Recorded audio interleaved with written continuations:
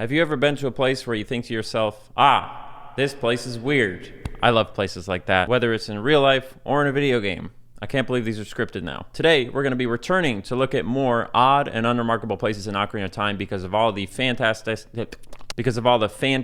suggestions that you guys left in the comments of the first video. So with your permission, I'd like to take you on a tour of The Legend of Zelda: Ocarina of Time. Roll the footage.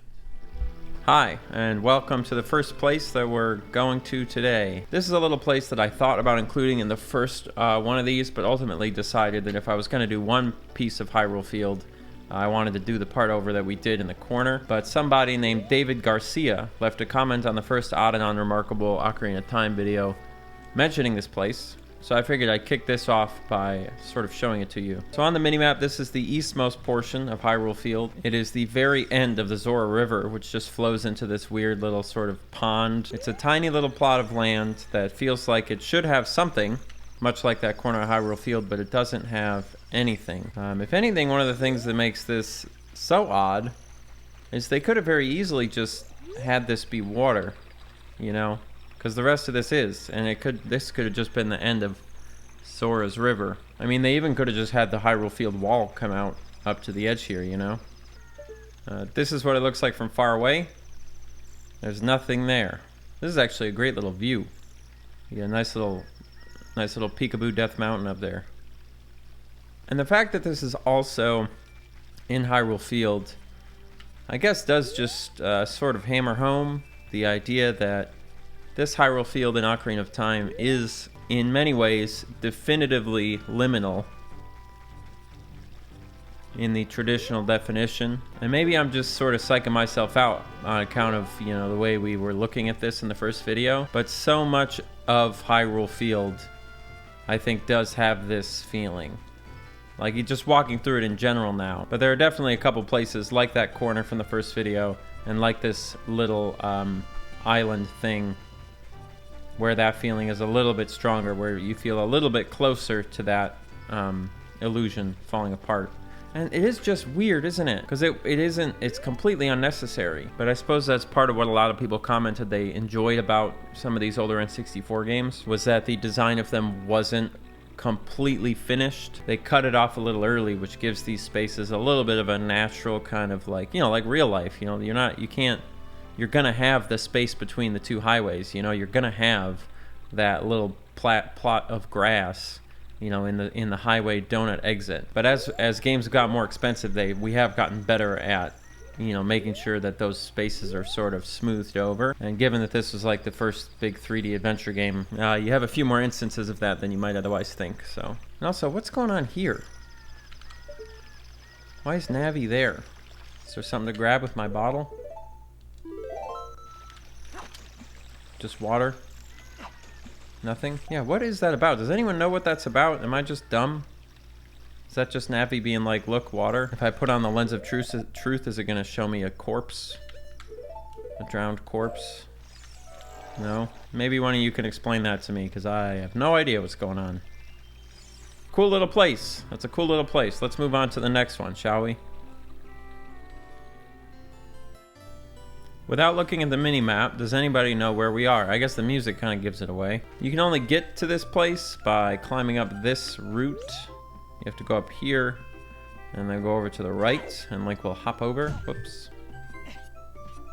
And you get into a little secret thing. You know what this makes me want? Someone should mod... I'm sure someone's done this, but someone should mod multiplayer Ocarina of Time, and they should play hide and seek. I did not know you could walk up the roots of the Great Deku Tree, and I certainly didn't know you could come behind it into this soft little area. To me, one of the weirdest things about this is the knowledge that I can climb up and touch the Deku Tree's mustache. You know, I know that's an unremarkable thing. I guess that makes sense given the series of videos. But I would say I consider that perhaps the most remarkable of the unremarkable things about this. Touching the Deku Tree's mustache. You're not supposed to be able to do that. My expectations constantly shift as I get older.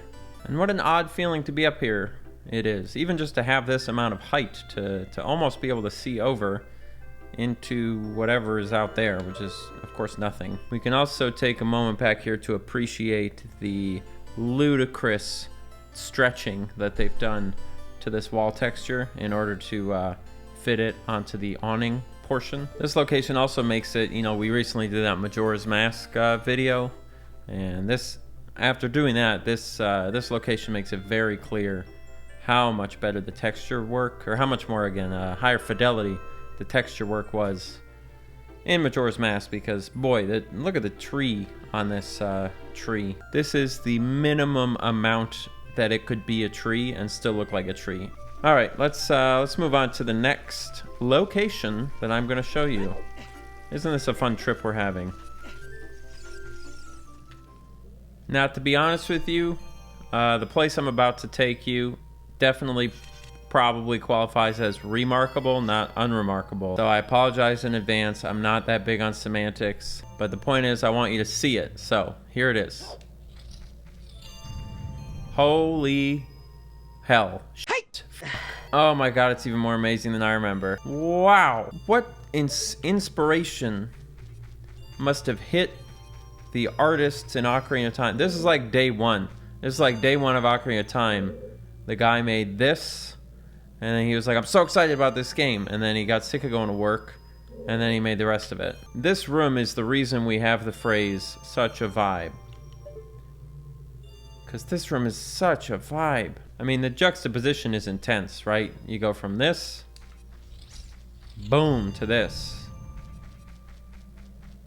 And then you never see it again. You drop in this little hole, and then bye-bye. And it's 3D as well. If you walk along it, you can see it's at least 3 layers. And certainly let's not forget this doorway. Another little bespoke epiphany by the Ocarina of Time development team. Good lord. Yes, I suppose it probably doesn't qualify as unremarkable, but yeah, it's cool and you should see it. So here we are. Now, that being said, these types of vibey locations are really perfect for standing in for a little bit too long, and then suddenly you start to get uncomfortable in exactly the way that all these other locations, odd and unremarkable locations, do. Especially the ceiling. Ooh boy. Is there any other room in Ocarina of Time that really even comes close in terms of vibes? I think that the sun setting over Lon Lon Ranch in Hyrule Field is pretty good. But unlike Majora's Mask, there's not a lot of weird neon, like trippy stuff in this game. So when you see it, it's a little bit like the first time you hit Rainbow Road in the Super Nintendo Mario Kart, because that game is ugly as sin up until that level, and then you hit that level and it's like this great euphoria. It's not quite the same thing, but it's in the same vein, you know. Now, there is one other little place in here that does qualify as odd and unremarkable, and I love showing you those little things, those little uncomfortable zones, and that is going to be right down here. Just this little box. This little Harry Houdini drowning box that we got going on. The whole ice cavern is really a vibe, but I'll save that for another day, maybe. Let's go on to our fourth and final spot. Now, this next one is something I'm not really sure about. A bunch of people in the comments mentioned something about there being a secret hole that you can go in this area of the Lost Woods. And if you went in there, there was some sort of crazy crystal wall, once again completely bespoke, that was nowhere else in the game. I know one of the comments mentioned it as being the weird hole at the beginning of the Sacred Forest Meadow. How is it going to be at the beginning? Is it like a bomb thing? I feel like Ocarina of Time is usually a lot more like open about where you're supposed to bomb, but I guess maybe not.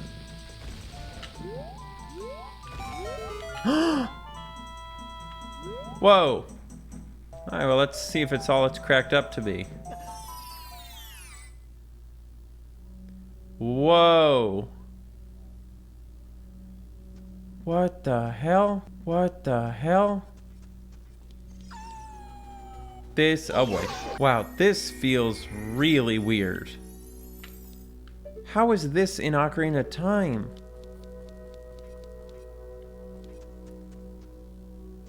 No joke, if I saw this in a YouTube video, I would assume this was a prank. Some sort of like hack. What does it give me? Just, that's so weird. Just like, it's not even anything special. Wow. I'm like blown away. I mean, this definitely does not qualify as unremarkable. What's the deal with this? I feel like I should have known about this. That's so weird. If you go on like the wiki, I'm on the Zelda Dungeon Grottos wiki, and it just says, location, Sacred Forest Meadow. Drop a bomb. Contents, 2 Wolfos and 50 rupees. How about contents? The craziest fucking you've ever seen in your life that'll make you question whether you're playing a legitimate copy of Ocarina of Time. How about saying something like that? This is what I'm saying about like video game stuff. You know when you watch like graphics comparisons of like, are the graphics good? How's the 1080p? They never stop and look at what has changed. How, like, let's compare how the art looks and this and whatever. And that was the disappointing thing. So I was always trying to find graphics comparisons to compare the skyboxes from Spyro when they remade Spyro. You can also take note of the fact that, you remember in the first video, we realized that the wall texture was the same as the texture on the portal. That's true here as well. Only it's a different wall texture, so it's a different portal texture. Dude, and then the weird just like fairy fountain ceiling that's going on. This place, wow. My mind is a little bit blown. I'm fully prepared for all the comments to say, oh, you didn't know about that, you Ocarina of Time noob. And like, I'm no Ocarina of Time noob. I'm not some like crazy speedrunner, obviously. I'm kind of the opposite. But like, I've done a lot in this game, and I hadn't even heard people mention it. It's not like something I knew was there that I just never went to check out. This was like the first time I ever even heard about this. And it's insane. That is weird, man. That's really weird. Wow. Okay. Well, that's gonna wrap up the video pretty much. Huh. I guess let's throw it back. Throw it back to me.